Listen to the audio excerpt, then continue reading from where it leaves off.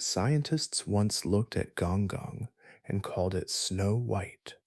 They thought they were looking at a bright, reflective world covered in fresh ice. They were wrong. Gonggong is dark red, nearly 1,228 kilometers, roughly 764 miles across, and it travels through the outer solar system so slowly that one orbit around the Sun takes about 554 years. The last time Gonggong occupied roughly this part of its orbit, Shakespeare was alive. We have never sent a spacecraft there, yet this distant world has already revealed something remarkable. Its surface contains complex organic molecules, the kinds of chemistry that can form the ingredients from which life emerges. And Gonggong has a moon of its own, named Xiangliu, after a nine-headed serpent from Chinese mythology. Even its orbit is strange. It is tilted and elongated, carrying Gonggong through the outer solar system on a path that may have been shaped by violent events during the solar system's earliest history. Something may have thrown this world far from where it formed, and now the James Webb Space Telescope has examined it. A world once nicknamed Snow White has turned out to be dark, red, chemically complex, and almost completely unexplored. So, what happened to Gonggong? Why is it so red? How did it end up on such an extreme orbit? What exactly is covering its surface?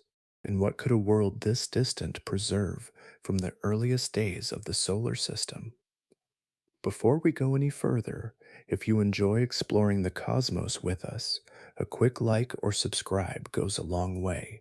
It helps us keep making these deep dives for curious minds like yours. Now, let's begin. For most of us, the solar system has an apparent stopping point. Neptune marks that boundary on classroom diagrams, but beyond its orbit, the landscape continues for billions of miles. The first major region is the Kuiper Belt, a broad population of frozen bodies extending roughly from 30 to 50 astronomical units from the Sun. One astronomical unit is the average distance between Earth and the Sun, about 93 million miles.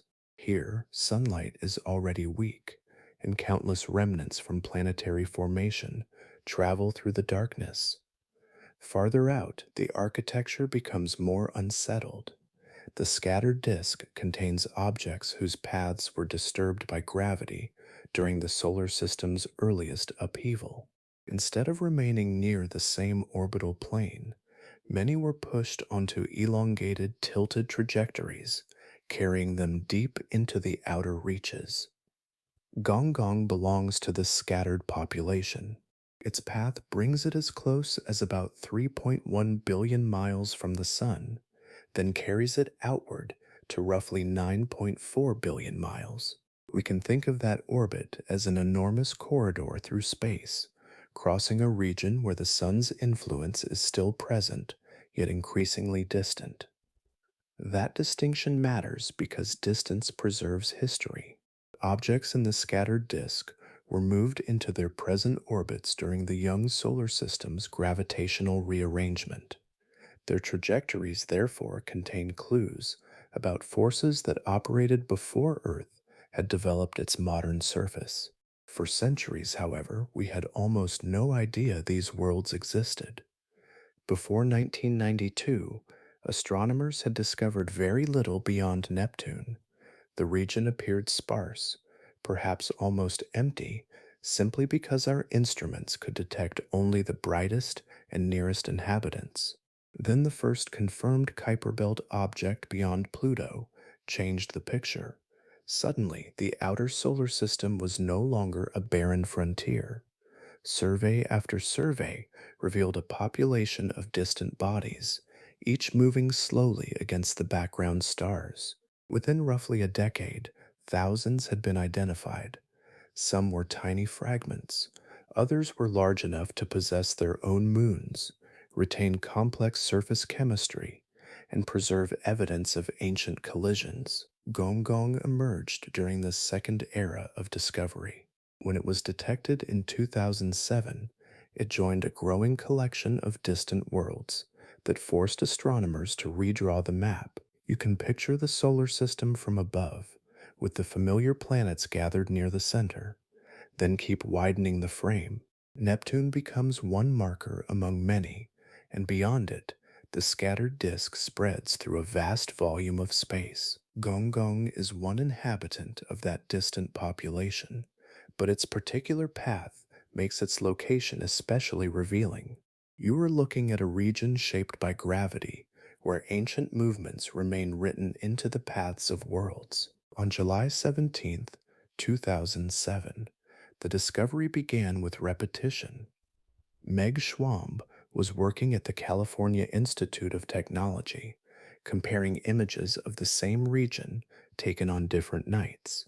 She was using a technique astronomers call blinking, rapidly switching between photographs so that moving objects appear to shift against the fixed stars.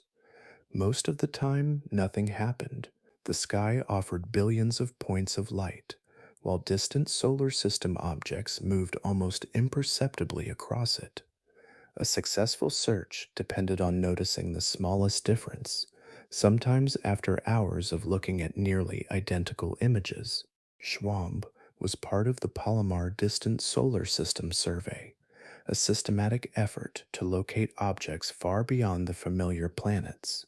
The survey used the 48-inch Samuel Oschin telescope at Palomar Observatory, gathering images sensitive enough to reveal bodies moving with extraordinary slowness. That slowness itself was valuable. The farther an object lies from the sun, the less its position changes from one night to another. To human eyes, the difference can seem non existent.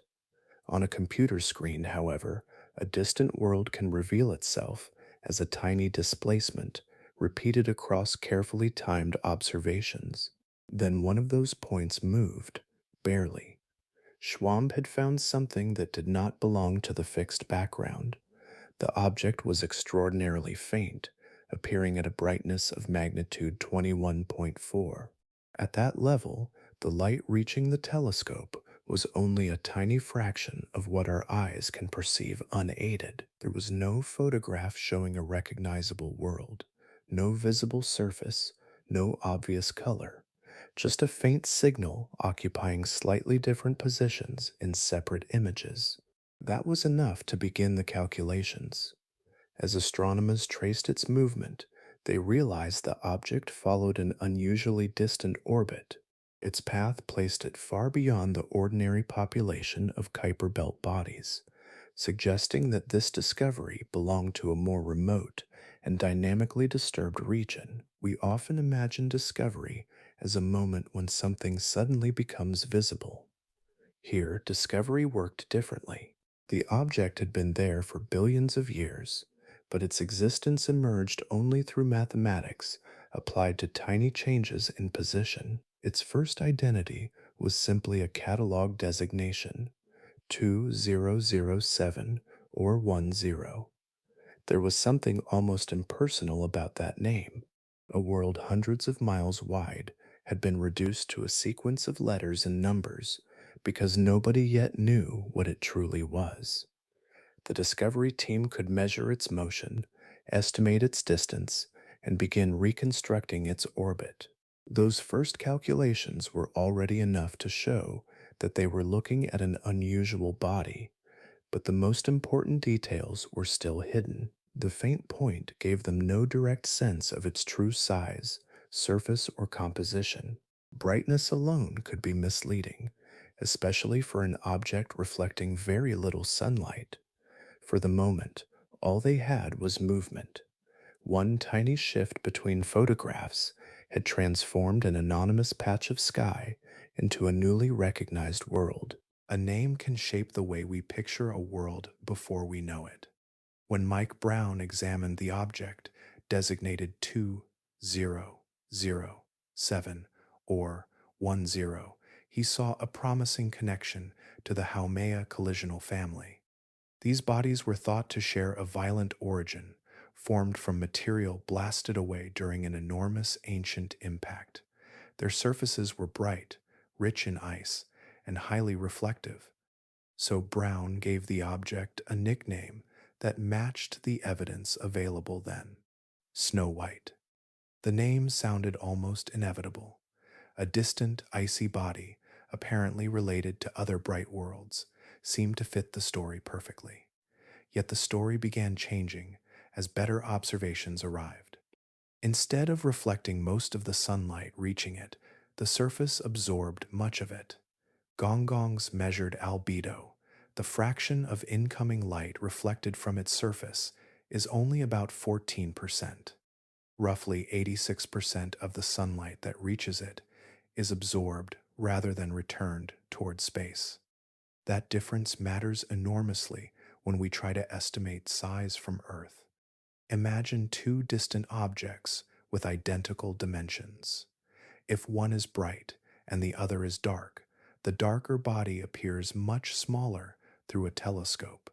Early astronomers therefore had to confront an uncomfortable possibility. The faint object they had been measuring could be substantially larger than its brightness suggested. The color added another clue. Gonggong showed an exceptionally red spectrum, placing it among the reddest large bodies known beyond Neptune.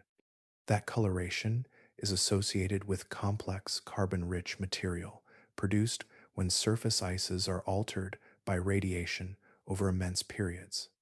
Snow White was becoming an increasingly poor description. More importantly, the supposed family connection began to weaken. The Haumea family has a distinctive physical and dynamical signature tied to the fragments of a major collision. Gonggong's properties did not fit that pattern well enough to keep the original interpretation intact. We can see how easily a reasonable assumption can become a misleading picture. The first measurements did not contain a mistake in the ordinary sense. They were simply incomplete, and the missing information mattered. Brightness had been standing in for size. Color had been interpreted through an expected family relationship. A provisional nickname had then made that interpretation feel almost tangible. As additional observations accumulated, each piece loosened another part of the original story. Gonggong was darker than expected, redder than expected, and larger than early estimates suggested. For years, however, the object remained officially unnamed. Its catalog designation continued to follow it across scientific papers, while Snow White gradually faded from use. There was something fitting about that temporary identity.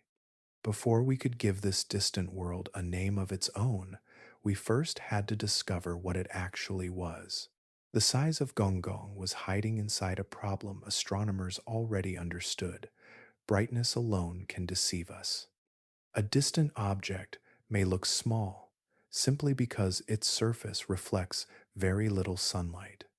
To separate physical size from apparent faintness, researchers needed observations that measured something other than reflected light. One of the most useful instruments arrived almost by accident. The Kepler Space Telescope was built to search for planets around other stars, watching for tiny changes in stellar brightness when a planet passed across its star. Gonggong happened to cross Kepler's field of view, giving astronomers an unexpected opportunity to study its changing light. As Gonggong rotated, different portions of its surface faced the telescope. The brightness rose and fell slightly, producing a light curve, a record of how an object's reflected light changes with time. Those variations revealed information about the object's rotation and surface properties. More importantly, they helped constrain how much of the observed brightness came from shape and reflection, rather than simply assuming that a faint object must be small. Another telescope supplied a different piece of the puzzle. The Herschel Space Observatory measured infrared radiation coming from Gonggong itself. Every object with a temperature above absolute zero emits thermal energy, and that emission carries information about physical size. This distinction is crucial. Reflected sunlight depends heavily on surface brightness, while thermal emission provides a separate measurement of the object's energy balance. When astronomers combined the two datasets, Gonggong's dimensions became much harder to underestimate. The resulting diameter was about 764 miles. That placed Gonggong among the largest known dwarf planets in the solar system, behind only Pluto and Eris at the time of the measurement. A faint point of light had turned out to be a world comparable in scale to a small continent. Its moon provided another measurement that light alone could never supply. By tracking Xiangliu's orbit, astronomers could determine Gonggong's mass through the motion produced by their mutual gravity. The estimated mass is about 3.9 trillion pounds. That amount of material gives Gonggong substantial self-gravity. Its gravity is still extremely weak compared with Earth's, but across hundreds of miles of rock and ice, it is strong enough to shape the world itself. You could stand there and weigh far less than you do on Earth, yet Gonggong's gravity is powerful enough to hold a moon in orbit. What makes the measurement especially remarkable is where the evidence came from. Kepler was searching for distant planets around other stars, while Herschel was studying thermal radiation across the far infrared. Neither telescope was built specifically to map Gonggong. Together, they revealed that the darkness hiding its true size was measurable. We only needed to approach the problem from two different directions, using reflected light and emitted heat to expose the dimensions concealed within a faint point. Red light from Gonggong carries a chemical history written across its surface. The color begins with tholins, a term introduced by Carl Sagan and Bishun Kher in 1979 for complex carbon-rich substances produced when simple planetary ices undergo radiation chemistry. The name comes from a Greek word meaning muddy. It fits these materials well. Tholins are not one specific substance, but a broad family of increasingly complex compounds formed as radiation transforms simpler molecules. On Gonggong, the process begins with frozen methane and nitrogen exposed to ultraviolet light and cosmic rays. These energetic particles break existing molecular bonds, leaving fragments that can recombine into larger and more complicated structures. The chemistry unfolds slowly. There is no furnace driving it. Instead, each particle of radiation adds another small change, gradually altering the material coating the surface. Across immense stretches of time, those changes accumulate, producing compounds that absorb more light and shift the surface toward deep red. Gonggong has been exposed to this radiation environment for roughly 4.5 billion years. That is almost the entire history of the solar system, giving the surface an extraordinarily long record of chemical processing. We can study parts of this process here on Earth. Researchers have created laboratory tholins by exposing simple gases and ices to energy sources that imitate conditions in the outer solar system. The resulting materials can then be examined under controlled conditions, allowing scientists to follow how simple starting molecules become chemically richer. Some experiments produce amino acids after the synthesized tholins interact with liquid water. Amino acids are important because they are among the molecular components used by living systems to build proteins. Other experiments have produced nucleobases, the molecular units used in deoxyribonucleic acid and ribonucleic acid. That distinction matters. These experiments do not create life. They demonstrate that chemical pathways toward biologically important molecules can emerge from relatively simple starting materials under plausible planetary conditions. Gonggong itself is far too cold for this chemistry to proceed rapidly in liquid water. Its surface has instead been transformed through radiation acting over geological timescales, leaving behind increasingly complex material. You can think of every layer as a record of exposure. Each cosmic ray arrives with energy, alters a molecule, and leaves behind a slightly different chemical structure. Then another arrives, and another. Over billions of years, those individual interactions become a planetary scale process. This is why Gonggong's color matters so much. The red surface is evidence that its frozen materials have been chemically processed for an extraordinary length of time. When we look at that coloration, we are seeing more than reflected light. We are seeing the accumulated result of radiation, frozen chemistry, and immense stretches of time working together on a world far beyond Neptune. For a world so distant, companionship came as an unexpected discovery. In 2016, astronomers examining Gonggong with the Hubble Space Telescope noticed a faint object moving around it, revealing that this remote body had its own moon. The moon was estimated to orbit about 14,000 miles from Gonggong, completing one circuit every 25.2 days. At that distance, the two bodies form a remarkably compact system compared with the enormous path Gonggong follows around the Sunday. From our perspective, however, even that nearby companion is extraordinarily difficult to separate from its parent. Xiangliu is only about 100 miles across, and its dark surface reflects little sunlight, making it almost disappear beside the larger world. Its discovery added something important to our understanding of Gonggong. A moon is more than an additional object in a distant photograph. Its orbit responds directly to the gravity of its parent, allowing astronomers to study the system as a pair rather than treating Gonggong as an isolated point of light. By measuring how Xiangliu moves, researchers can constrain properties of Gonggong that would otherwise remain much harder to determine. The name came 3 years later, when the International Astronomical Union officially named Gonggong in 2019. Its moon received the name Xiangliu, drawn from Chinese mythology. Xiangliu is described as a nine-headed poisonous serpent associated with Gonggong, serving the chaotic deity and sharing responsibility for floods and destruction. There is a striking connection between the ancient story and the distant system. In mythology, Gonggong and Xiangliu belong to the same tale of catastrophe. In astronomy, they remain bound by gravity, circling one another far beyond the familiar planets. But the moon may tell us something deeper than its name suggests.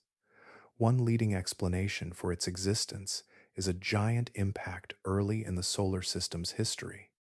A large body could have struck Gonggong with enough energy to blast material from its surface and interior into orbit. Over time, that debris would have spread into a disk around the larger body. Gravity then drew fragments together, gradually forming a consolidated moon. We see the same general process elsewhere in the solar system, although the details vary from system to system. If Xiangliu formed this way, its existence preserves evidence of an ancient collision that Gonggong itself cannot easily reveal from afar. The impact would have reshaped the larger body's surface and interior, while some of the expelled material remained gravitationally bound. Billions of years later, Xiangliu still follows the path created by that ancient event. Its orbit therefore becomes a kind of historical record. Every circuit around Gonggong reflects the gravitational relationship established after the collision, preserving a physical connection between an event in the early solar system and a moon we can still observe today. The shape of Gonggong's path tells us something its surface cannot. Its orbit stretches across an enormous portion of the outer solar system, rising more than 30 degrees above the plane, followed by most of the planets. That inclination means Gonggong does not simply travel around the Sun within the broad, orderly disk where Earth and the other major planets reside. Its trajectory carries it far above and below that familiar plane. The orbit is elongated as well. At its closest approach, Gonggong comes within about 3.1 billion miles of the Sunday. At its farthest, it reaches roughly 9.4 billion miles. The difference between those 2 points is immense, and it means the amount of sunlight reaching the surface changes dramatically during each revolution. One complete trip around the sun takes about 554 years, so the world moves through this enormous path at a pace almost impossible to relate to a human lifetime. Consider the last time Gonggong occupied roughly this part of its orbit. It was around 1470, when Europe was still centuries away from modern astronomy and the Americas had not yet been reached by Christopher Columbus. Generations have come and disappeared during a single passage of Gonggong around the sun, while its trajectory remained governed by the same gravitational laws. Astronomers believe that path was established during the solar system's early rearrangement, when the giant planets were still changing positions. Neptune is the most likely architect. As the young giant planet migrated through the outer regions, its gravity would have repeatedly disturbed smaller bodies, changing their speeds and redirecting their orbits. A close gravitational encounter can transfer enough energy to send an object outward while also increasing the inclination of its path. Gonggong may have formed closer to the Sun than its present orbit suggests.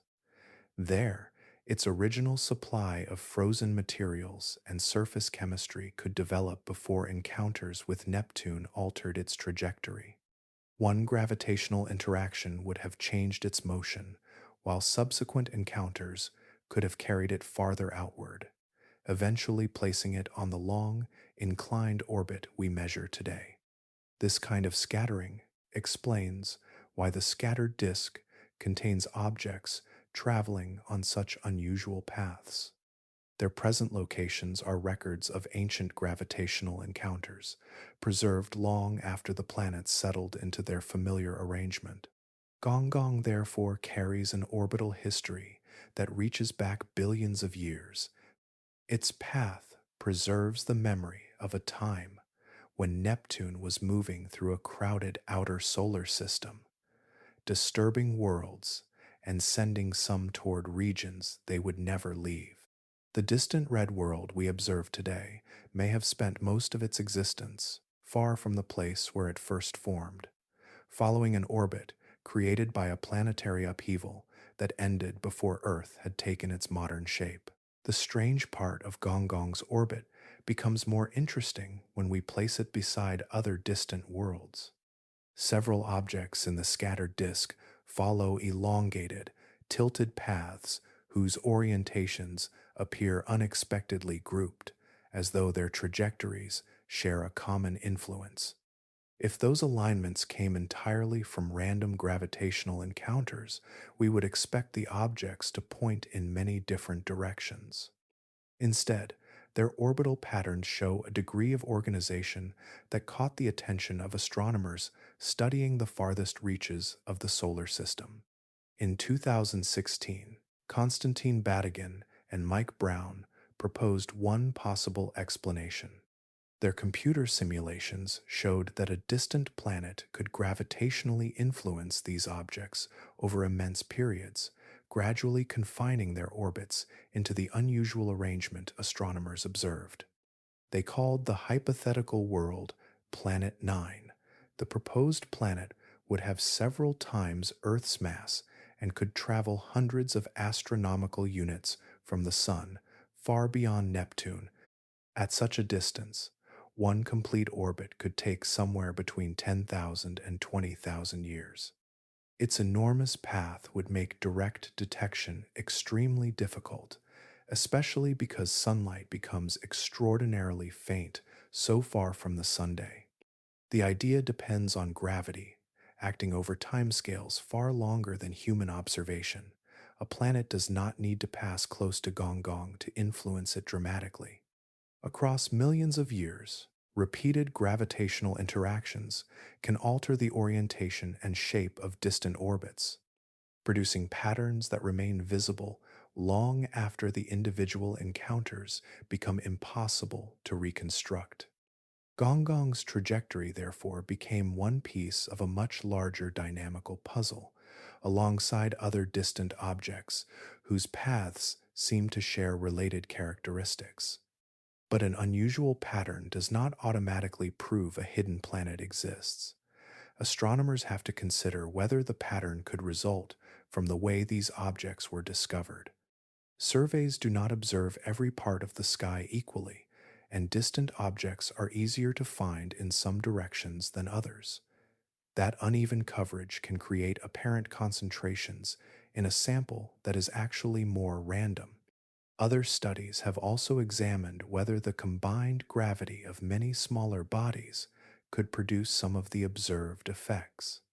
The debate remains a question of evidence, mathematics, and better observations. The Vera C. Rubin Observatory in Chile is now beginning its large-scale survey of the sky using repeated observations to identify faint objects by their movement. Its legacy survey of space and time is expected to greatly expand the known population of distant solar system bodies, giving astronomers a much larger sample with which to test these orbital patterns. If hundreds or thousands of new objects reveal the same kind of alignment, the gravitational case becomes harder to dismiss. If the pattern weakens as the population grows, observational bias may provide a better explanation. Either way, Gonggong's orbit becomes more valuable because it belongs to a population whose movements may reveal something much larger than any single world. By the time the James Webb Space Telescope turned toward Gonggong, astronomers already knew that its surface chemistry was unusual. What they lacked was a detailed chemical fingerprint, something that could reveal which frozen compounds were actually present across the distant world. In 2023, a team led by Joshua Emery of Northern Arizona University used the telescope's near-infrared spectrograph to examine Gonggong alongside Sedna and Quaoar. Comparing the three worlds gave researchers a useful way to separate chemistry shared across the outer solar system from chemistry that might be specific to an individual object. The instrument does this by spreading incoming infrared light into a spectrum where different molecules leave characteristic patterns. Even across billions of miles, those patterns can reveal what lies on a frozen surface. For Gonggong, the spectrum confirmed water ice and ethane, along with other light hydrocarbons and complex carbon-bearing compounds. Their presence fits a process that has been operating across the outer solar system for immense stretches of time. Methane exposed to energetic radiation can gradually break apart and recombine into increasingly complicated molecules, leaving behind residues that become chemically richer as irradiation continues. What mattered was the level of detail. Earlier observations could indicate broad surface properties, but the sensitivity of the James Webb Space Telescope allowed researchers to distinguish specific components that had been difficult or impossible to identify before. We were no longer looking only at how much sunlight Gonggong reflected. We were reading information carried within the reflected infrared spectrum itself. The observations also helped refine models of how Gonggong's surface interacts with sunlight and releases thermal energy. Those measurements matter because the balance between absorbed radiation and emitted heat depends on surface composition, texture, and other physical properties. Each constraint reduces the number of possible models for how the distant world behaves. There is an important distinction here. Detecting complex organic molecules does not mean detecting life, and nothing in the spectrum indicates that biology is operating on Gonggong. These compounds can emerge through non-biological chemistry when radiation acts on simple, frozen materials for extraordinarily long periods. That distinction makes the observation more useful, not less. We can now compare Gonggong's chemistry with other distant worlds and ask whether similar pathways appear throughout the outer solar system. Sedna and Quaoar provide two additional reference points, each preserving its own history of surface processing. The result is a broader picture of the region beyond Neptune. Complex carbon chemistry appears repeatedly among distant frozen worlds, suggesting that radiation driven molecular evolution may be a common feature of this ancient population. Gonggong's spectrum, therefore, gives us more than a list of compounds. It provides a chemical record of how simple materials can become progressively more complex under the persistent influence of sunlight and cosmic radiation. Gonggong is large enough for gravity to have changed what lies beneath its surface. Over time, its heavier, rocky material would have settled toward the center, while lighter ice remained closer to the exterior, a process planetary scientists call differentiation. The result is a world with layers, rather than a uniform mixture frozen in place. That separation required energy. Early in the solar system's history, radioactive materials such as aluminum 26 and iron 60 were far more abundant than they are today.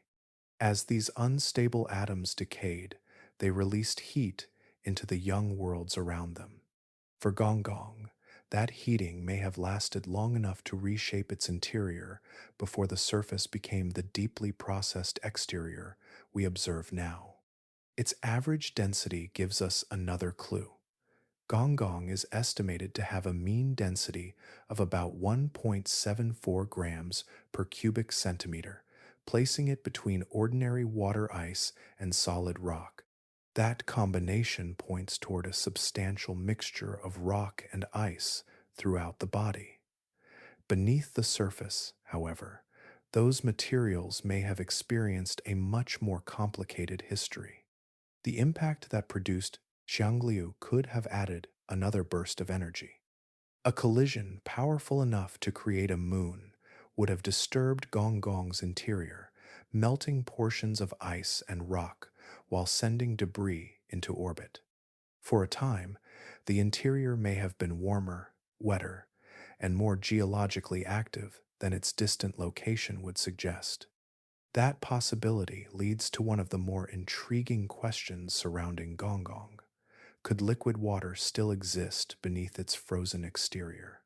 The sun provides very little warmth at Gonggong's distance, yet sunlight is not the only possible source of energy. Radioactive decay inside a planetary body can continue producing heat long after the surface has become deeply frozen. If enough heat remains trapped beneath the ice, a layer of liquid water could survive underground, protected from the extreme conditions above.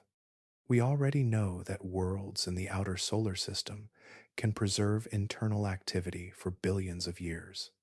Pluto, only somewhat larger than Gonggong, shows evidence of ancient geological processes that required significant internal energy. Its history demonstrates that distance from the sun does not automatically mean geological death. Gonggong could follow a similar path, although the evidence remains incomplete. A subsurface ocean would change our understanding of the object from a frozen dwarf planet into a layered world with an active interior, even if that activity occurs far beneath the surface. Such an ocean would also place Gonggong among a growing collection of distant worlds where liquid water may exist or may have existed. Europa, Enceladus, Titan, Ganymede, and Pluto each preserve evidence that planetary interiors can remain dynamic far beyond the region traditionally associated with warmth. For Gonggong, however, the ocean remains a possibility, not a discovery.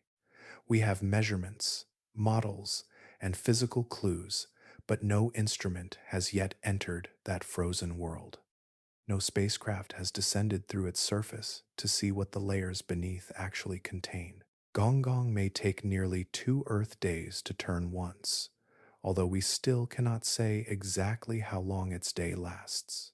That uncertainty comes from the way astronomers measure a distant world, watching tiny changes in brightness and trying to match them to the rotation beneath the surface. For years, the strongest estimate was about 44.8 hours. That would make Gonggong one of the slowest rotating dwarf planets known, with each sunrise and sunset stretched across almost 2 Earth days. Then measurements from the Kepler Space Telescope offered another possibility. Its light curve, the record of changing brightness as an object turns, could also fit a rotation period of roughly 22.4 hours. Both interpretations can emerge from the same data, leaving the actual rhythm of Gonggong unresolved. There is, however, a physical reason to take the longer day seriously. Gonggong has a moon, Xiangliu, and over immense spans of time, the gravity between two orbiting bodies can transfer rotational energy into their orbital motion. This process is called tidal braking. It gradually slows the larger body's spin, much as Earth's moon has slowed Earth's rotation over geological time. The effect began much more dramatically in Earth's distant past.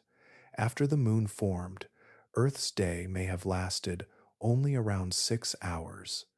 The moon's gravity steadily drew energy from Earth's rotation, lengthening the day over billions of years until it reached the familiar 24 hours we know now. The moon itself experienced the same exchange, eventually becoming tidally locked, rotating once for every orbit and keeping the same hemisphere facing Earth. Gonggong and Xiangliu may be following a related path. If their relationship has persisted for billions of years, tidal braking could have reduced Gonggong's spin to an unusually slow pace. The process would also affect Xiangliu, gradually changing its orbit and rotation as the two bodies exchange angular momentum. Their separation matters here, because tidal effects become much stronger when two bodies orbit relatively close together, allowing their gravitational interaction to accumulate over immense stretches of time. Given enough time, the system could approach mutual tidal locking. Gonggong would always show one face toward Xiangliu, while Xiangliu would keep the same face turned back. The two worlds would then move through their orbit as a gravitationally connected pair, separated by roughly 14,000 miles. We cannot yet tell whether that future is already developing or whether the 44.8-hour interpretation is correct. What we do know is that the strange rotation has a plausible physical history. The same tidal mechanics shaping the Earth and Moon may be operating here too, only across a much colder, older, and more distant system. Gonggong is currently passing through the warmer part of its long orbit, and that small change in distance from the Sun may be enough to alter its surface. After centuries of drifting through deeper cold, the sunlight reaching this distant world is now slightly stronger than it will be for generations to come. The difference is subtle. At roughly 3.1 billion miles from the Sun, sunlight remains extremely weak, yet frozen gases can respond to very small changes in temperature. Methane and nitrogen compounds trapped at the surface may begin to sublimate, changing directly from solid ice into gas. If enough material enters the surrounding space, Gonggong could briefly develop a thin atmosphere. We have already seen this process elsewhere. Pluto follows a similar cycle as it travels around the Sunday.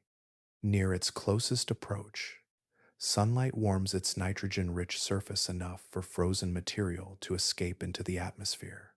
As Pluto moves outward again, temperatures fall, and much of that atmosphere gradually freezes back onto the surface.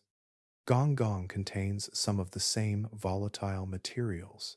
That makes the possibility more than a theoretical curiosity.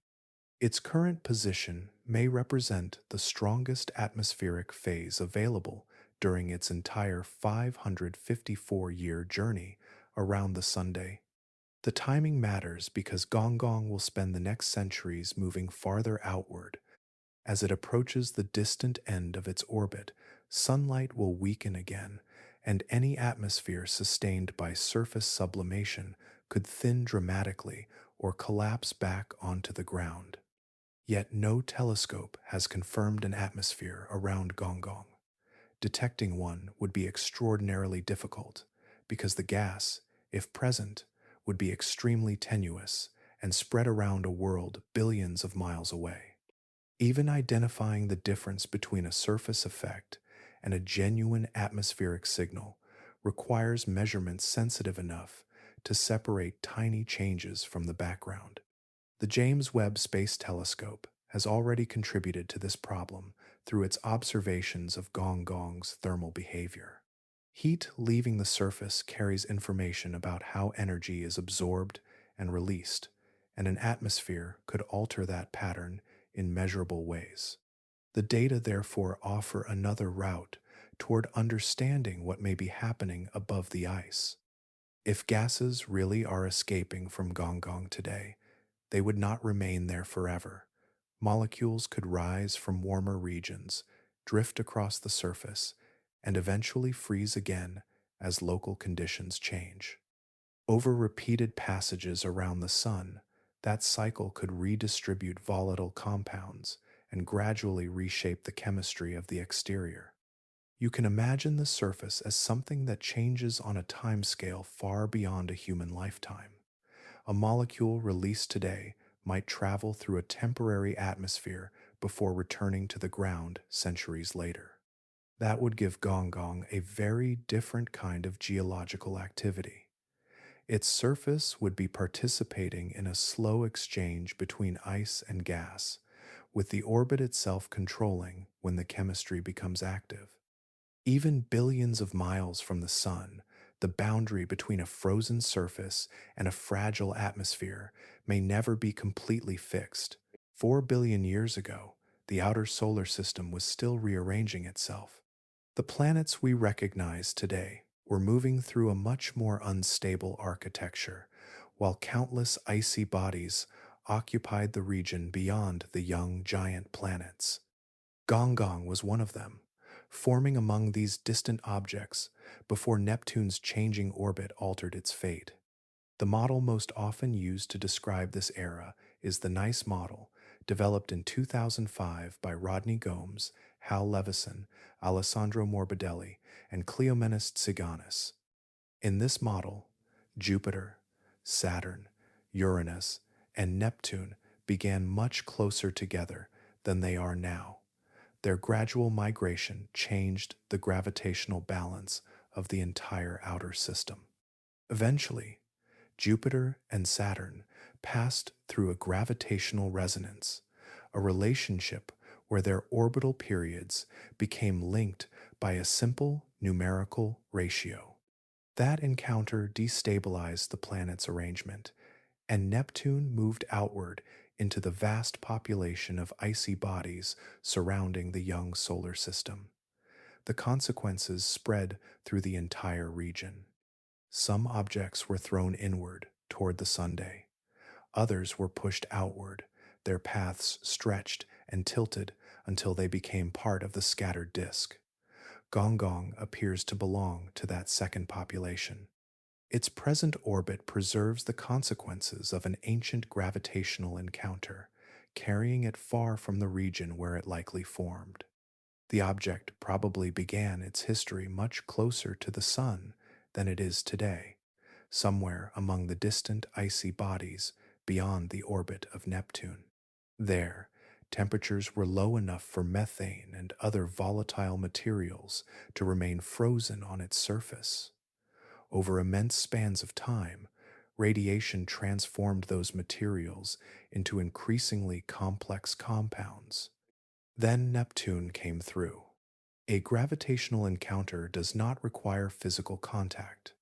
A planet as massive as Neptune can alter the trajectory of a smaller world simply by passing near enough for its gravity to exchange orbital energy.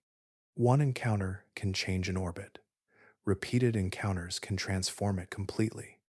For Gonggong, that process produced an orbit lasting 554 years. Its path now carries it billions of miles from the Sun, returning only slowly toward the region where sunlight is comparatively stronger.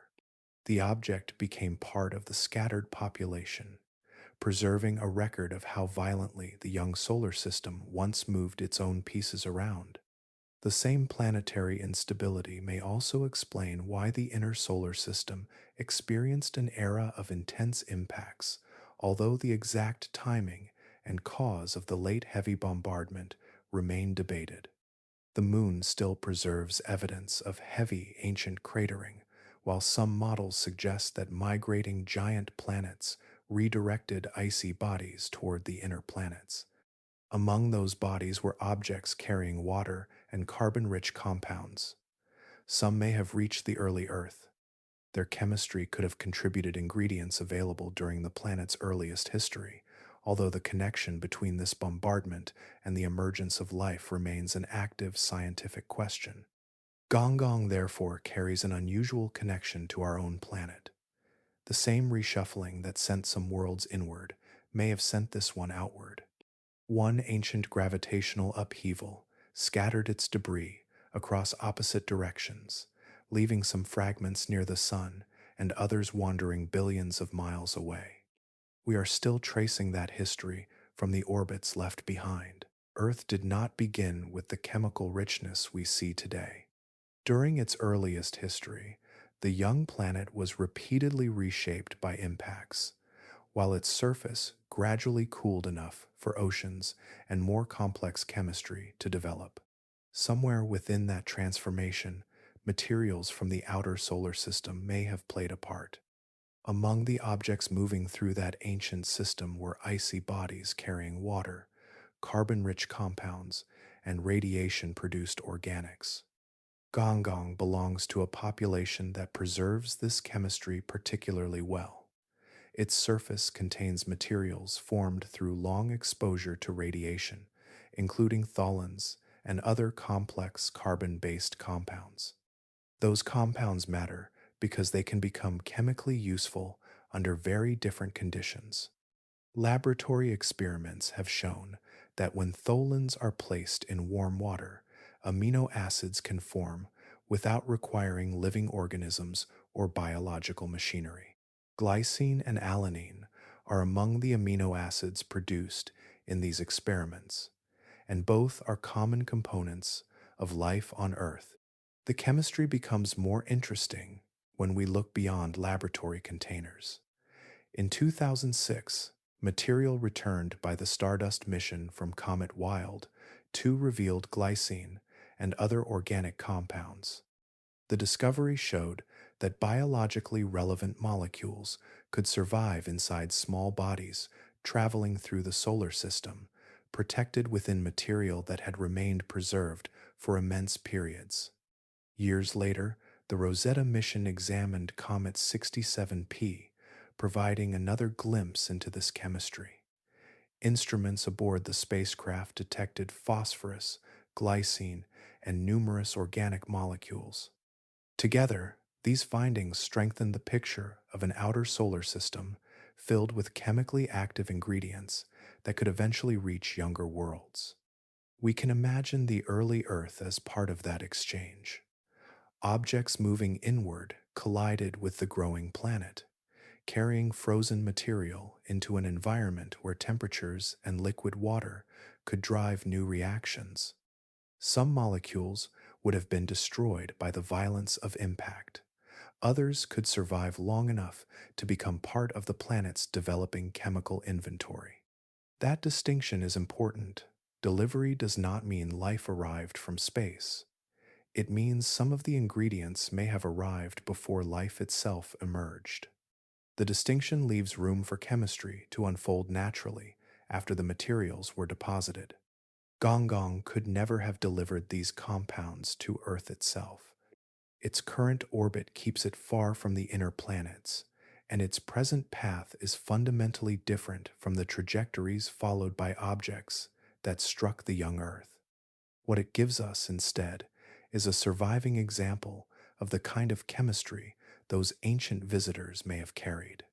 When you look at Gonggong's red surface in that context, its organic material becomes part of a much larger story.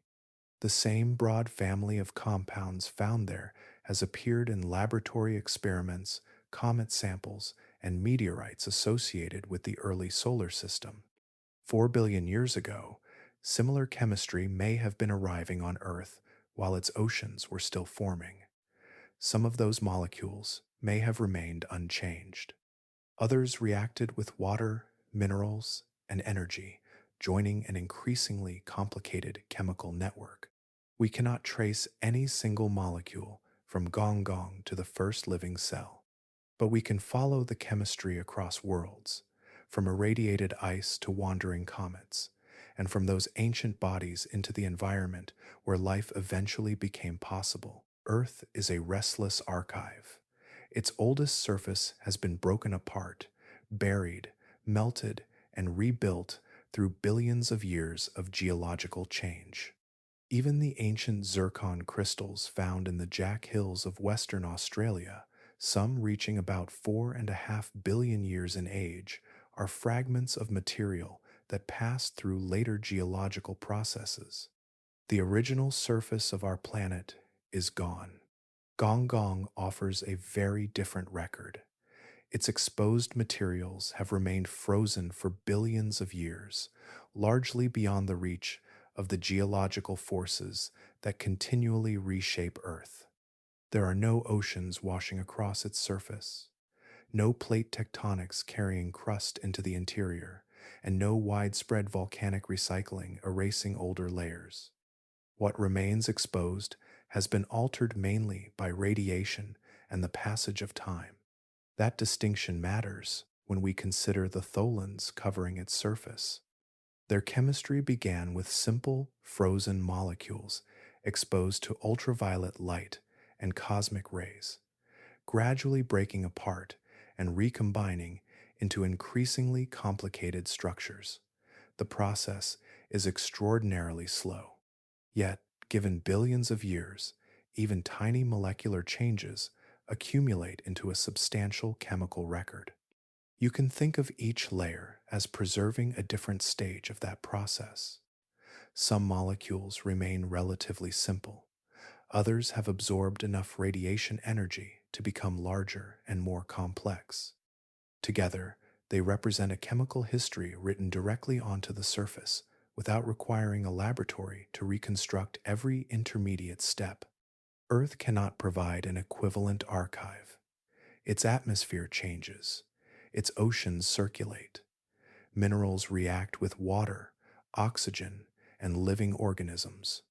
Rocks are buried and returned through geological cycles, while sunlight and weather continuously alter exposed material.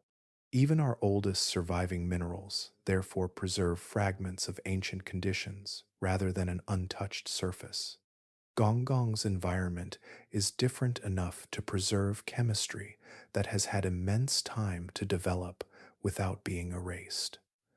The cold does not stop radiation from acting on molecules. Instead, it slows many other reactions that would otherwise rearrange or destroy them. The result is a surface where ancient chemical products can remain available for observation.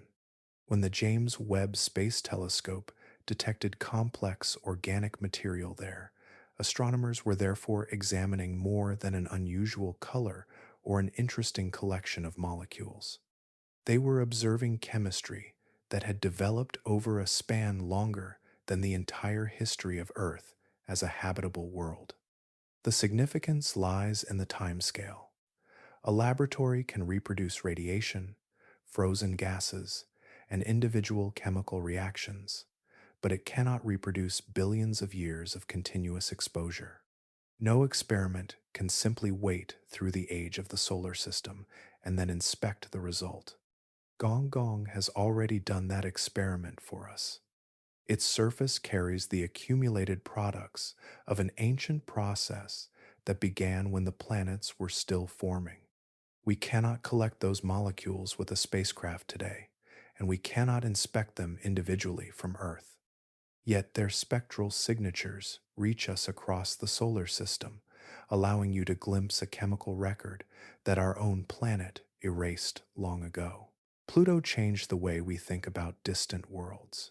Before the New Horizons spacecraft reached it, on July 14th, 2015, Pluto was mostly a point of light, measured through brightness, color, and spectra. From that distance, there was little reason to imagine a complicated world beneath the numbers. Then New Horizons crossed the Pluto system, and the picture changed within hours. The spacecraft revealed enormous nitrogen glaciers, mountain ranges made largely of water ice, and a vast basin stretching across much of the visible landscape. Some mountains rose more than 11,000 feet above surrounding plains, while Pluto's atmosphere formed layers that changed with altitude and season. There was geological history everywhere. The surface contained regions that appeared relatively young beside heavily cratered terrain, suggesting that Pluto had undergone resurfacing long after its formation. Some features were consistent with cryovolcanism, where slurries of water, ammonia, and other volatile materials may rise through an icy crust rather than molten rock erupting from below. Pluto had been expected to be simple. Instead, it behaved like a world. That discovery matters when we return to Gonggong. The two objects are different in size, but their broad compositions belong to the same family of icy, rocky bodies formed in the distant outer solar system. Gonggong is roughly half Pluto's diameter, with a substantial rocky component beneath an ice-rich exterior. From Earth, however, Gonggong remains frustratingly limited. We can measure its brightness, infer its size, examine its surface chemistry, and follow the motion of Xiangliu. Those measurements reveal important physical properties, but they cannot show us the landscape itself. You cannot see a mountain through a spectrum. You can only detect what its materials do to light. That distinction became important after New Horizons. Pluto demonstrated that distant observations can miss entire categories of planetary behavior. A world may possess internal heat, changing surface materials, atmospheric cycles, or geological structures that remain invisible until something gets close enough to resolve them. Gonggong already gives us hints that its interior may have a complicated history. Its composition includes water, ice, and carbon-rich materials, while its size is sufficient for substantial internal differentiation. The presence of Xiangliu also records a major event in its past, adding another piece to a history we can currently reconstruct only indirectly. None of this proves that Gonggong has mountains or cryovolcanic plains. Pluto does not give us permission to invent them. It gives us a reason to recognize how much remains hidden when a world is reduced to measurements. Before New Horizons, Pluto was a distant object with a diameter, a temperature, and an orbit. Afterward, those numbers became the outline of a real landscape with weather, geology, and a changing surface. Gonggong occupies that earlier stage today. We know enough to recognize it as a physical world, yet too little to see what its terrain actually contains. Somewhere beneath those measurements could be a surface shaped by impacts, ice movement, volatile migration, or processes we have not yet learned to identify from afar. Pluto taught us one useful lesson. A distant world can be far more active than its faint light suggests. Reaching Gonggong is less like sending a spacecraft across space and more like committing it to a different era. New Horizons left Earth in January 2006 at roughly 36,400 miles per hour, making it the fastest spacecraft ever launched at that time. Even at that extraordinary speed, Pluto required about 9.5 years. Gonggong is far more distant, currently separated from Earth by roughly 80 astronomical units, depending on where the two worlds are in their respective orbits. A spacecraft following a comparable trajectory could spend decades in transit. The difficulty begins before launch. Reaching the outer solar system efficiently depends heavily on planetary alignment, especially opportunities to use Jupiter for a gravitational assist. This technique allows a spacecraft to exchange momentum with a planet, gaining speed without carrying enough fuel to provide the same acceleration itself. Those opportunities arrive only during particular orbital configurations. Miss one, and the next useful alignment may not appear for many years. Then there is power. At Gonggong's distance, sunlight is hundreds of times weaker than it is near Earth. Ordinary solar panels become increasingly impractical, leaving a spacecraft dependent on another source of electricity. For missions this far from the Sun, that usually means a radioisotope thermoelectric generator, which converts heat from radioactive decay into usable electrical power. The radioactive material itself creates another limitation. Plutonium 238, the isotope commonly used for deep space power systems, is produced in limited quantities and requires specialized infrastructure. Every mission competing for that supply becomes part of a much larger planning problem. And then Earth grows very far away. Radio signals travel at the speed of light, yet even light needs time to cross the outer solar system. At a distance of 80 astronomical units, a transmission would require roughly 11 hours to reach Gonggong, with another 11 hours needed for a reply to return. You could send a command tonight and wait nearly a full day before knowing whether it arrived. That delay changes how the spacecraft must operate. Engineers cannot rely on continuous instructions from Earth when events unfold millions of miles away. Navigation, fault protection, instrument sequencing, and much of the scientific activity would need to function autonomously. A mission would also have to survive decades of radiation exposure, mechanical wear, software aging, and the gradual decline of its power source. Every component launched toward Gonggong would need to remain useful long after the people who designed it had moved on to other projects. There is another challenge hidden inside the distance. A spacecraft traveling for decades is not simply expensive to build. It becomes difficult to justify scientifically when priorities, technology, and available launch opportunities can change during its journey. For now, no approved mission is heading toward Gonggong. The barrier is not a lack of scientific interest. It is the combination of distance, power, communication delay, launch geometry, and endurance that turns a visit into one of planetary exploration's most demanding engineering commitments. A spacecraft passing Gonggong would answer questions that telescopes can only approach from a distance. Even a fast flyby could turn years of spectra and measurements into direct observations of a world whose surface has never been resolved. The first revelation would come through imaging. Cameras approaching from thousands of miles away could distinguish craters from smoother terrain, reveal regional color changes, and search for ridges, fractures, pits, or other features hidden inside the present blur. We would finally know whether Gonggong's surface is ancient and heavily cratered, or whether some process has reshaped portions of it. Spectrometers would add another layer. Instead of measuring chemistry across an unresolved disk, instruments could examine different regions independently, tracing where water ice, methane, nitrogen, and complex carbon-based compounds are concentrated. That distribution matters because chemistry arranged across a surface can preserve clues about seasonal activity, impacts, radiation exposure, and possible movement of volatile materials. An atmospheric investigation could be especially revealing. A spacecraft carrying instruments capable of measuring gases around Gonggong might determine whether sunlight driven sublimation creates a temporary envelope of vapor.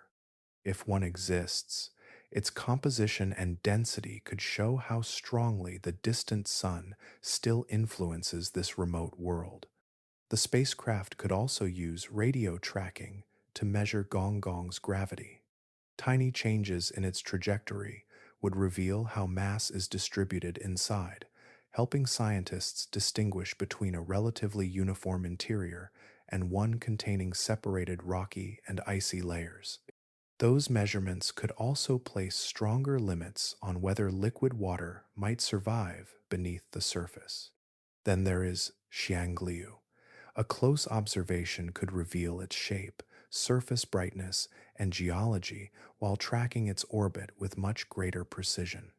That orbital measurement would sharpen estimates of Gonggong's mass and improve our understanding of how the pair evolved together.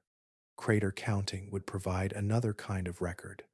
Every preserved impact would mark an encounter with debris from the outer solar system, allowing scientists to reconstruct the bombardment environment over immense spans of time. A surface untouched by terrestrial erosion could hold evidence that Earth can no longer preserve. The return would extend beyond a list of measurements. A mission could test whether the chemistry seen from Earth actually corresponds to distinct geological regions, whether volatile materials still move across the surface, and whether Gonggong's interior retains enough energy to matter today. Several mission concepts have appeared in scientific studies, showing that engineers can design trajectories and instruments for this destination. Yet no dedicated mission has entered formal development. For us, that leaves an unusual situation. Gonggong is scientifically accessible in principle, but physically distant enough to remain unexplored. Its surface, moon, atmosphere, interior, and impact history are all waiting inside a single encounter, separated from Earth by a journey measured in decades. Gonggong is part of a much larger family of distant worlds, each carrying a similar chemical signature across the outer solar system. Their surfaces absorb most of the sunlight that reaches them, while radiation slowly transforms frozen molecules into increasingly complex organic material. Astronomers call these bodies ultra-red, trans-Neptunian objects. The name refers to their position beyond Neptune and their unusually red spectral appearance. Gonggong is among the strongest examples, but it shares this trait with worlds such as Sedna, Quaoar, and Makemake. Their common color points toward a common history. Far from the young sun, methane could remain frozen for immense periods, while energetic particles gradually altered its chemistry. Over time, those reactions produced tholins, complex carbon-rich materials that absorb light strongly and give these surfaces their deep reddish appearance. The important clue is where these objects seem to have originated. Many ultra-red bodies are associated with regions beyond roughly 35 to 40 astronomical units from the Sun, where temperatures remained low enough for volatile ices to survive. That distant zone may have acted as a chemical workshop during the solar system's earliest stages. Then the planets moved.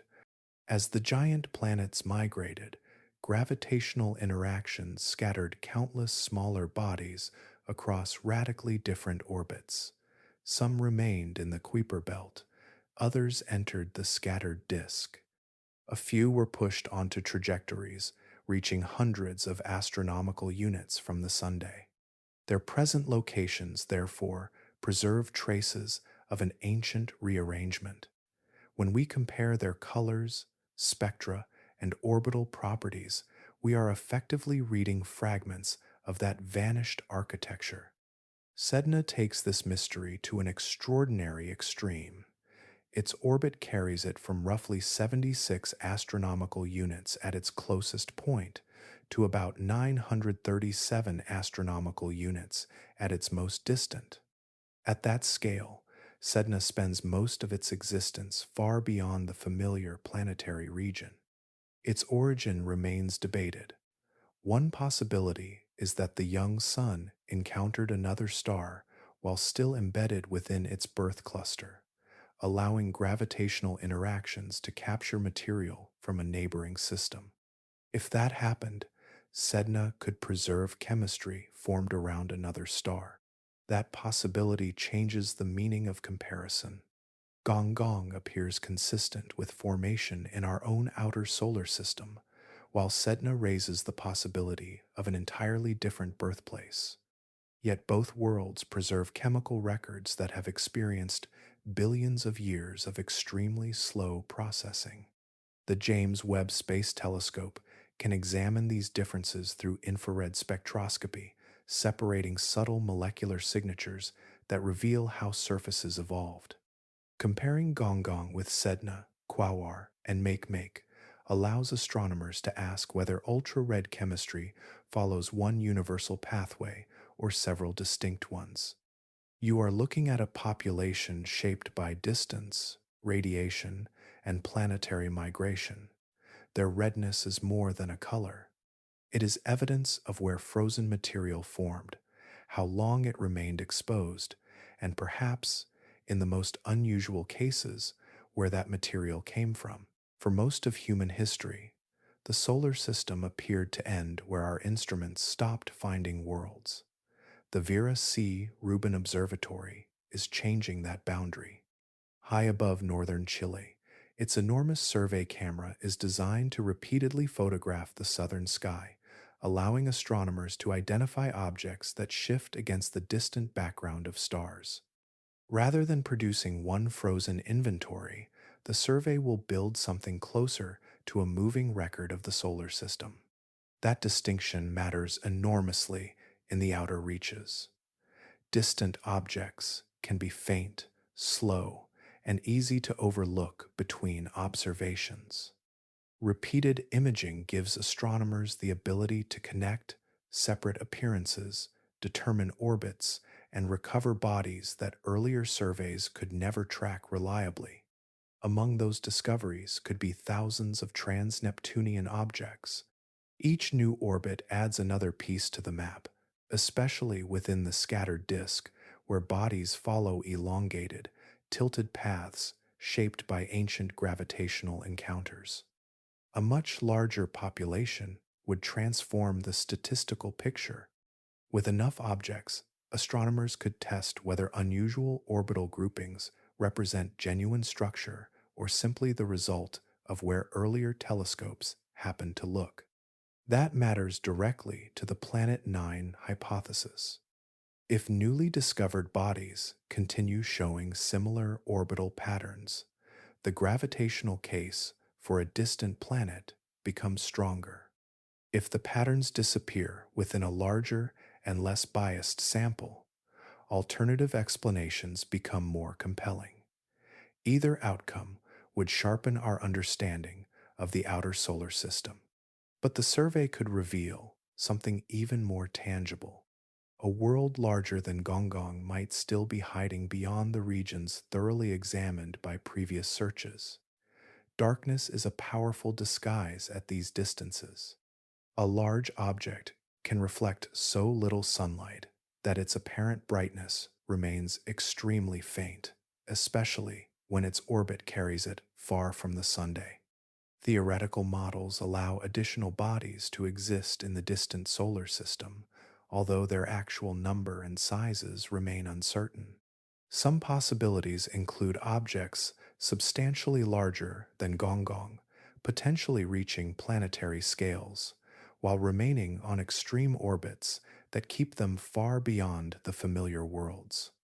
Finding even one such body would immediately change the questions we ask. Its mass, Color, spectrum, and orbit could reveal how efficiently the young planets scattered material, how the outer system evolved, and whether large worlds survived in places we have barely explored. For you, the remarkable part is that no spacecraft needs to travel there first. A telescope on Earth can discover an entirely new world simply by noticing that one point of light has moved. The outer solar system may already contain worlds we have never seen. Rubin gives us a much better chance of finding them, turning the edge of our planetary neighborhood from a limit into a search area. Names can become strange mirrors when we give them to distant worlds. Long before their surfaces are mapped, their identities begin with a story from Earth. The International Astronomical Union follows a deliberate tradition for many scattered disk objects, drawing names from creation myths, chaos, and the underworld.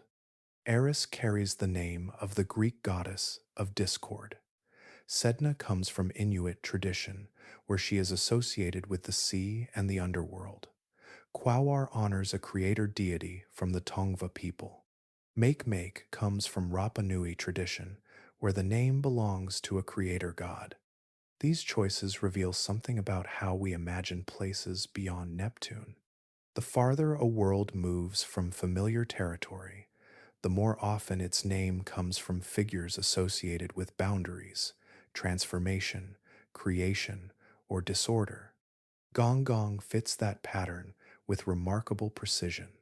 In Chinese mythology, Gonggong is a powerful water deity associated with destruction and catastrophic floods. After a great conflict, he was defeated and driven away, while his struggle was linked to a cosmic disturbance that altered the order of the world. The astronomical Gonggong carries a strangely similar narrative.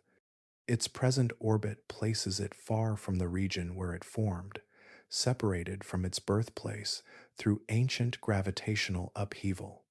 Neptune's influence helped scatter icy bodies across the outer solar system, sending some toward distant orbits and others inward toward the young planets. The parallel becomes especially interesting when we remember what those scattered bodies carried. Ice, organic compounds, and other chemically complex materials moved through the developing solar system during an era of enormous instability. Myth describes Gonggong's anger, producing floods and disorder. Science describes an ancient gravitational rearrangement that redistributed material throughout the planetary system. One story begins with a deity, the other begins with gravity, yet both contain displacement and consequence. There is another layer to the naming tradition. These distant objects are difficult to understand through appearance alone because their surfaces are separated from us by billions of miles. Their names therefore become more than labels. They provide a human framework for discussing worlds that otherwise exist almost entirely as faint points of light and measurements. When you hear the name Gonggong, you are hearing mythology attached to an astronomical body that has spent billions of years far beyond ordinary human experience. The coincidence becomes even more striking when we consider the direction of the ancient scattering. Objects expelled outward could remain frozen in remote orbits, preserving material from the early solar system. Other bodies moved inward, eventually colliding with the young Earth and contributing water and organic compounds to its developing environment. Myth gives Gonggong an exile that reshapes the world. Celestial mechanics gives the astronomical Gonggong an exile that helped reshape the solar system. Neither story causes the other. Their connection comes from the human decision to recognize patterns between ancient narratives and newly discovered worlds. Perhaps that is why these names endure. They allow us to carry something familiar into regions that remain almost completely unknown, giving a distant object a story before we can give it a landscape. For Gonggong, uncertainty is part of the measurement itself. We can calculate an orbit across billions of miles, yet still struggle to determine the exact shape of the world following it. Its estimated diameter remains uncertain by roughly 10%, with published measurements producing values between about 744 and 814 miles. That range is significant. For a distant body observed only through reflected and emitted light, even its physical scale must be reconstructed indirectly. The same limitation follows us beneath the surface. We have no seismic recordings from Gonggong, no close gravitational survey, and no instrument has ever measured its interior directly. Its internal structure, therefore, remains a model built from mass, density estimates, thermal behavior, and comparisons with other icy worlds. A subsurface ocean is possible. We simply do not know. The physics allows it. An interior containing enough heat and antifreeze compounds could maintain liquid water beneath an insulating shell of ice, even at such an extreme distance from the Sunday. Yet without direct measurements, that possibility remains exactly that, a possibility. Its atmosphere presents another unresolved question. Methane and nitrogen compounds could potentially escape the surface when seasonal heating becomes strongest, creating a temporary envelope of gas around the dwarf planet. We have theoretical reasons to consider that scenario, but no confirmed atmospheric detection has established that it actually happens. Even the surface chemistry has limits. The James Webb Space Telescope has revealed complex organic material associated with Gonggong's reddish surface, giving us valuable clues about its chemical history. Yet identifying broad chemical signatures is different from determining every individual molecule and measuring how those compounds are distributed across the entire world. Rotation introduces another ambiguity. Published interpretations have allowed for a period near 22 hours, while another possibility places the true period near 45 hours. That difference changes how we understand its day, its thermal cycle, and potentially the behavior of material across its surface. Then there is Xiangliu. We know Gonggong has a substantial moon, but its origin remains unresolved. A giant collision could have produced it. Co-accretion is another possibility, where both bodies form together from the same material. Other mechanisms remain conceivable. Even Gonggong's unusual orbit carries an unanswered question. Its extreme path may reflect ancient planetary scattering alone, or it could contain clues about gravitational influences from an undiscovered distant body, such as Planet 9. Every unanswered question has the same underlying problem: distance. Light from Gonggong takes hours to cross the space between that remote world and our instruments, carrying only limited information about a body we cannot yet approach. Every measurement is therefore an interpretation built from faint signals, physical models, and careful comparison. We can estimate its size, mass, chemistry, rotation, orbit, and moon. We can reconstruct pieces of its history, but the surface itself remains beyond our direct reach. Somewhere in that darkness is a world roughly 800 miles across, moving through temperatures approaching absolute zero, carrying chemistry preserved since the earliest solar system. We know Gonggong exists. We have measured its traces. We still do not know what its surface looks like. At Gonggong's present distance from the Sun, sunlight needs roughly 4.5 hours to cross the intervening space.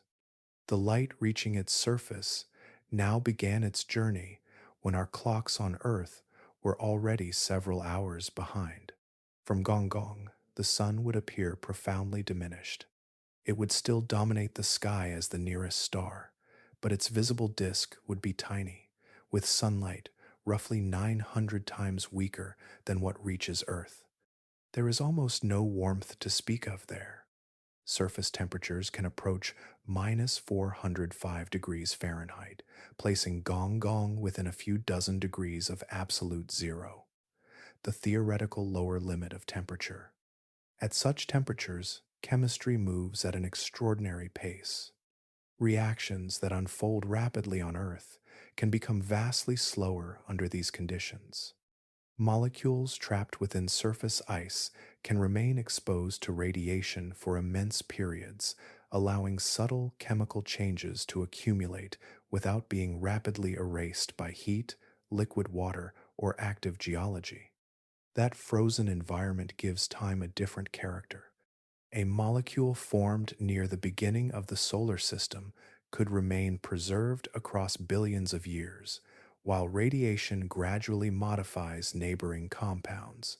Each interaction is small. Across geological time, however, those small changes can build increasingly complex organic material. For Gonggong, distance is therefore more than an astronomical measurement. It determines how much energy reaches the surface, how rapidly chemistry proceeds, and how effectively ancient material can remain preserved. Even the passage of a day would feel unfamiliar there. Gonggong rotates on a timescale measured in many hours, while its moon, Xiangliu, circles at a distance of roughly 14,000 miles and completes an orbit in about 25 days. Together, the pair move through an environment almost completely removed from the conditions we know on Earth. There are no oceans reshaping the surface, no rainfall carrying molecules into valleys, and no atmosphere providing the circulation familiar to us. Yet the world is still changing. Cosmic radiation continues to alter exposed molecules. Microscopic impacts continue to reshape grains of ice and dust. Gravity continues to govern the relationship between Gonggong and Xiangliu, while the enormous orbit around the Sun carries both bodies through changing levels of solar energy. That process has continued for roughly 4.5 billion years. Long before Earth developed continents, Gonggong was already traveling around the young Sunday. Before Earth's oceans stabilized, its surface chemistry had already begun accumulating through radiation and frozen volatiles. Before the first known organisms appeared, molecules on Gonggong were already undergoing transformations that would continue for ages. You can think of the distance as a kind of isolation, but it is also a form of preservation. The farther Gonggong remains from the sun, the less energetic the environment becomes, and the more slowly its surface chemistry can evolve. That makes its location scientifically valuable.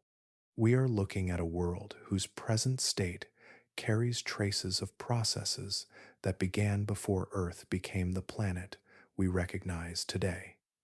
Its immense distance does not make Gonggong irrelevant to our story. It makes the world a remarkably preserved record of the solar system itself. For most of human history, the outer solar system was imagined as an ending. Beyond the familiar planets, there seemed to be only distance, darkness, and the remnants left behind by planetary formation. That interpretation is beginning to change. The inner solar system has spent roughly 4.5 billion years rewriting itself. Earth's crust has been broken and recycled by plate tectonics, while volcanoes have repeatedly covered ancient landscapes with new rock. Liquid water has carved valleys, transported minerals, and altered exposed chemistry. Life has transformed the atmosphere and oceans through biological processes operating across immense spans of time. The original evidence has been overwritten.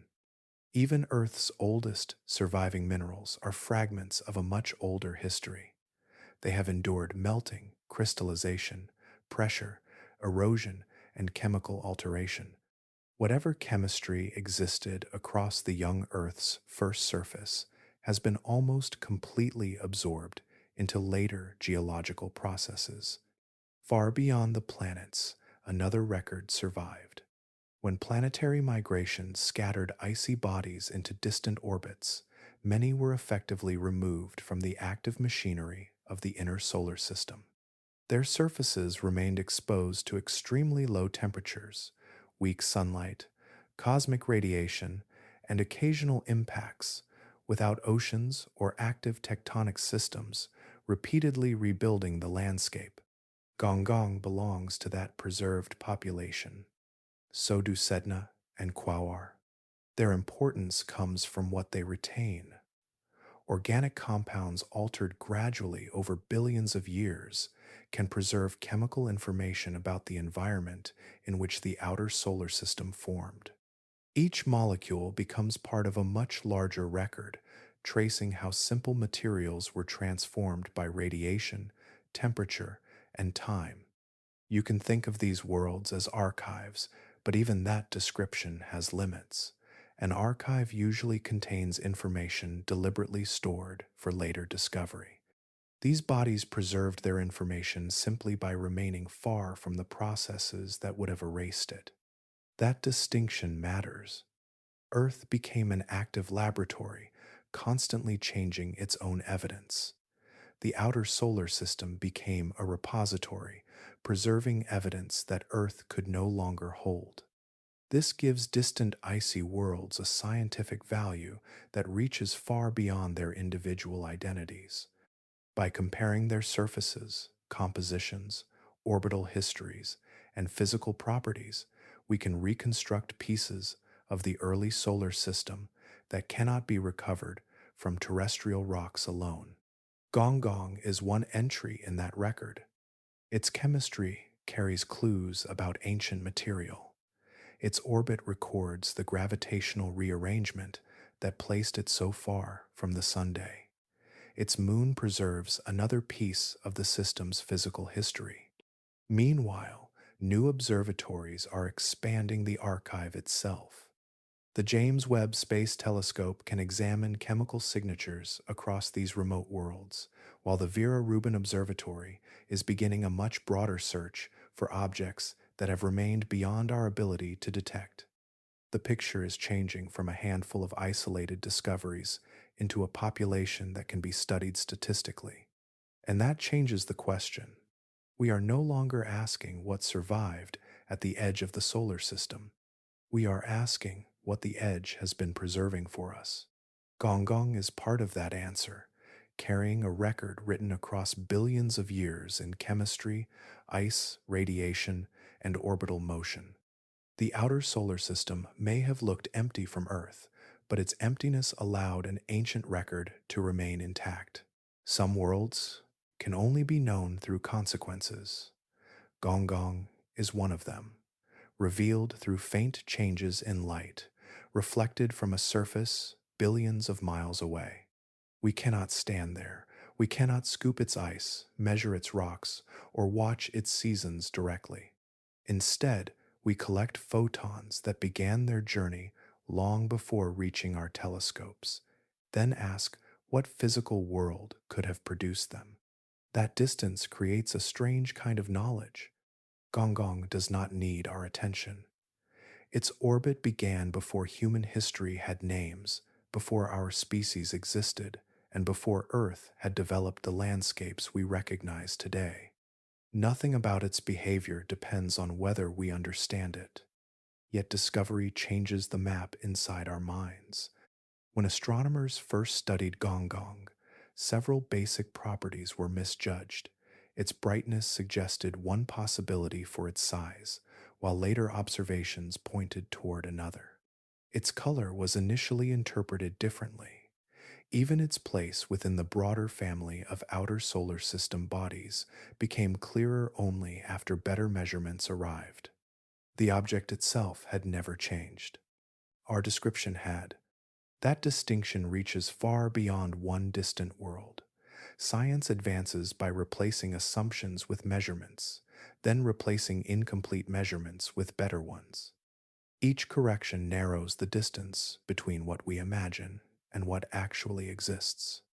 Outer solar system exploration has repeatedly exposed that distance. Pluto offers one example. Before the New Horizons spacecraft reached it, scientists had limited information about its surface and geological history.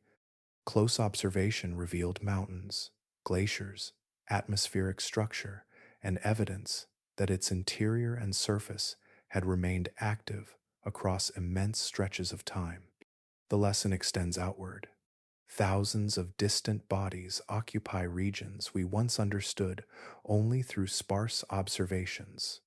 Their colors, orbits, surfaces, and relationships reveal a solar system far more complicated than the simple arrangement visible from Earth.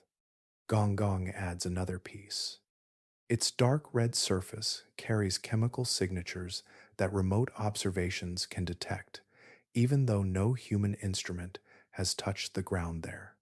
Its moon provides another gravitational clue, allowing astronomers to estimate properties that cannot be measured directly from Earth. You can trace an entire chain of reasoning from that distant point of light. Light reveals color, color reveals chemistry, motion reveals gravity, gravity reveals mass. Mass and orbit reveal something about history. None of these measurements gives us the whole world. Together, they allow a physical world to emerge from incomplete evidence. There is something important in that limitation. We often imagine discovery as reaching a destination and seeing it clearly. Astronomy rarely works that way. Sometimes discovery means learning how much reality remains outside our reach. Gonggong reminds us that distance does not make a world less real. It only changes the language through which we encounter it. The object continues along its ancient orbit regardless of our models, our instruments, or our theories. We are the ones moving, refining our questions each time new evidence arrives. And perhaps that is the deeper value of a world we cannot visit. It gives us a reason to keep correcting ourselves. Gonggong entered human knowledge through an act so ordinary that it could easily be overlooked. Someone had to notice one moving point among an enormous field of distant stars. That someone was Meg Schwamm, then a graduate student working with images from astronomical surveys. Night after night, she examined sequences of sky images, searching for objects that shifted position between exposures. Most points stayed fixed, a few moved. Gonggong moved too. There was no dramatic signal announcing its presence. No bright flash crossed the sky. Its discovery depended on patience, comparison, and the willingness to inspect something that seemed almost indistinguishable from everything around it. You might imagine discovery as a sudden moment. Often, it is repetition. The technique has a long history. In 1930, Clyde Tombaugh used photographic plates at Lowell Observatory to compare successive views of the sky, searching for a moving object beyond Neptune. His discovery of Pluto came from recognizing a tiny positional change against a background of distant stars. Decades later, the instruments became more capable, the images became deeper, and the searches became increasingly systematic. Mike Brown and other astronomers surveyed vast regions for distant bodies, turning scattered observations into increasingly detailed maps of the outer solar system. Gonggong belongs to that same lineage. Its discovery did not require someone to see its surface. Nobody could distinguish mountains, plains, or ice from those original observations. The first evidence was simply motion, a point appearing in different places at different times. From there, astronomy began building outward. Repeated observations established its orbit. Measurements of reflected light revealed its unusual color. Infrared observations added information about its surface chemistry. The discovery of Xiangliu introduced another source of evidence because a moon's orbit can reveal the mass of the body it circles. Each observation added another constraint. None was complete alone. This is where the human scale of the discovery becomes striking. The world itself is enormous, yet the act that revealed it was microscopic by comparison. A person examined an image, recognized movement, and marked an object for further study. That small decision entered a much larger chain. Astronomers followed the object across subsequent observations. Other researchers refined its orbit and physical properties. Better telescopes extended what could be learned from the faint light returning from its surface. The process resembles a relay across generations. One observer finds a motion, another measures it more precisely. A new instrument detects a different wavelength. A later team asks a more difficult question. You can trace that progression from photographic plates to modern observatories. The technology changed dramatically. The underlying curiosity did not. Every distant world we add to the map represents thousands of decisions made by people who chose to keep looking. Some searches produce nothing. Most observations resolve into familiar stars, known objects, or imperfections in the data. Then, occasionally, something moves. Gonggong was one such movement. A graduate student noticed a point-changing position across the sky, and that observation began transforming an unknown object into a world with an orbit, a composition, a moon, and a place in the history of our solar system. Gonggong leaves us with a question that reaches far beyond its orbit. How much of the chemistry required for life was already present before Earth became habitable? Its surface contains complex carbon-bearing compounds, produced when simpler materials were altered by radiation over immense spans of time. These compounds belong to a chemical family found throughout the outer solar system, where frigid conditions can preserve materials that would be rapidly transformed on Earth. That preservation matters. On our planet, liquid water, weather, geology, and biology continually rearrange surface chemistry. Ancient compounds are broken apart, buried, transported, or incorporated into living systems. Gonggong offers a different setting, where some of that chemistry can remain exposed for billions of years. We should be careful about what that means. Scientists have not shown that Gonggong contains the exact molecules that produced life on Earth, nor have they found evidence that biology ever existed there. What the evidence suggests is more subtle and perhaps more useful. The outer solar system contains many of the ingredients from which prebiotic chemistry can develop. Prebiotic chemistry means chemical processes that can produce increasingly complex organic compounds before life begins. On Earth, those processes operated in environments containing energy, liquid water, and many different chemical ingredients. Gonggong lacks the conditions we associate with active biology today. Its surface is intensely cold, and liquid water cannot persist openly there. Yet its frozen chemistry can preserve clues about materials that were present during the solar system's earliest history.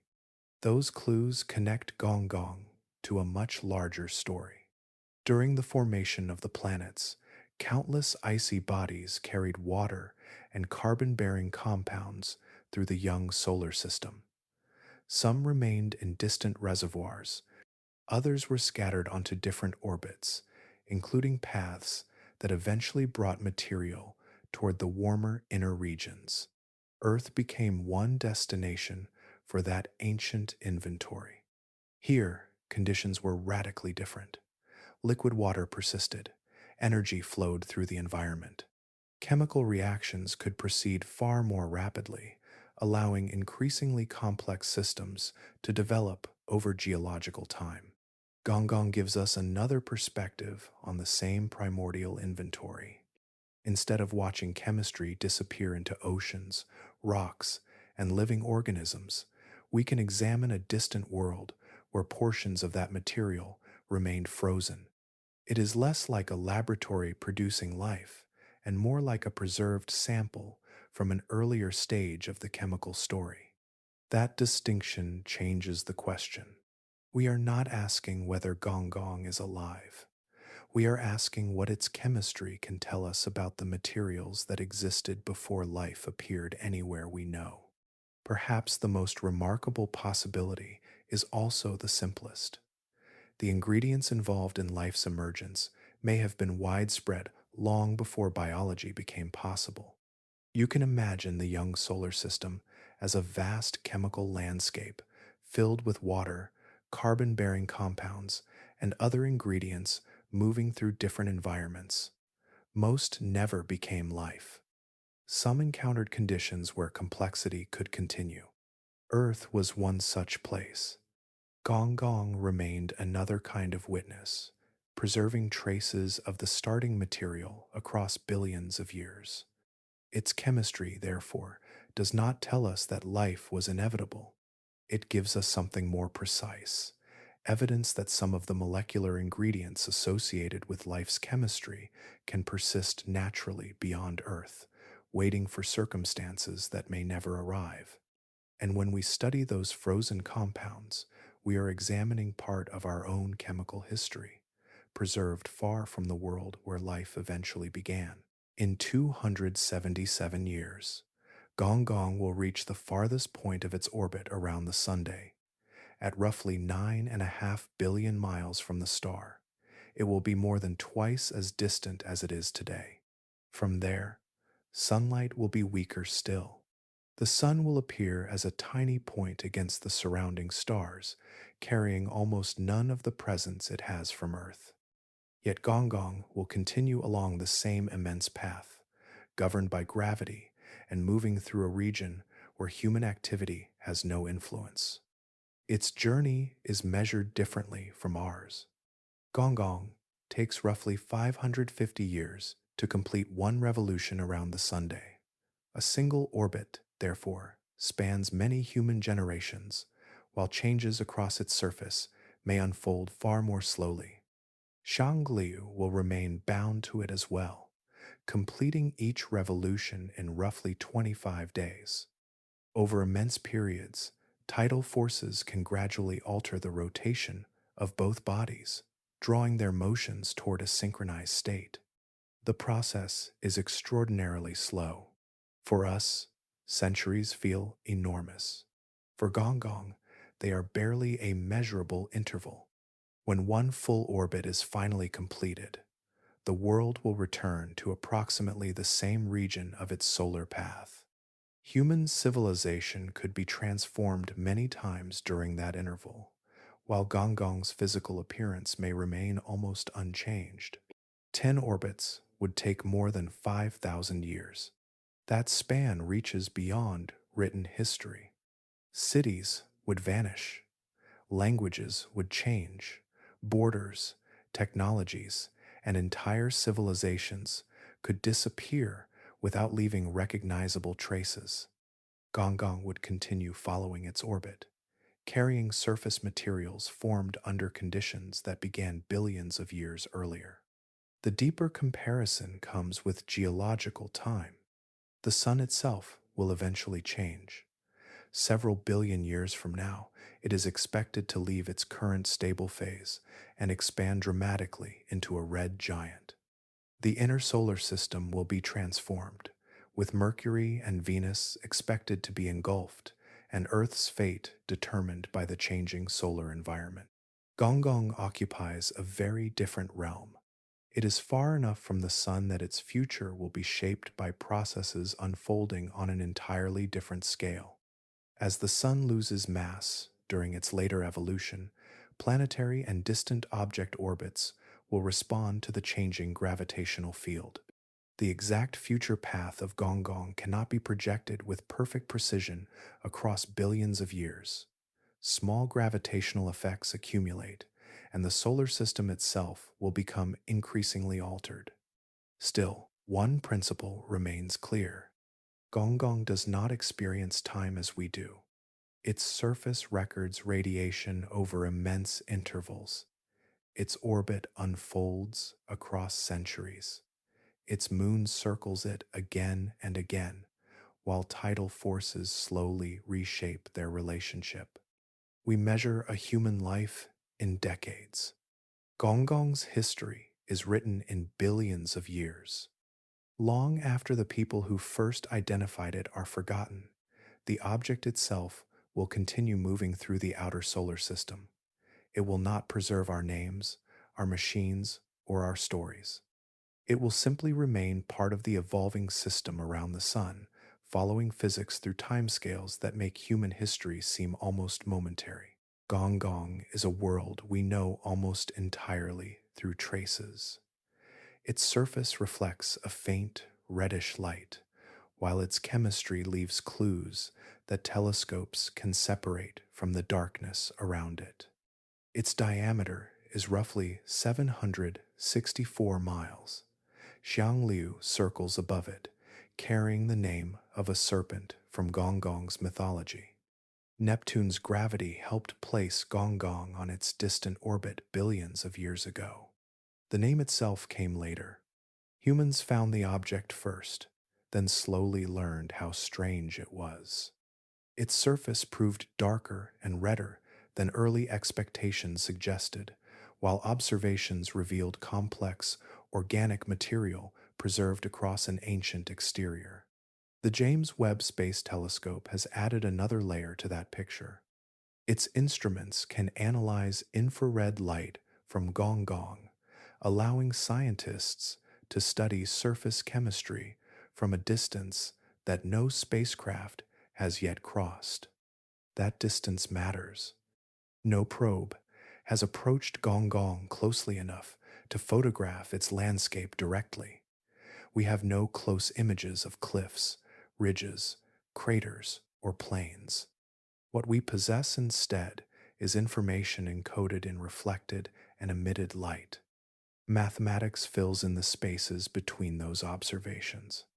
From changes in brightness, astronomers can investigate rotation.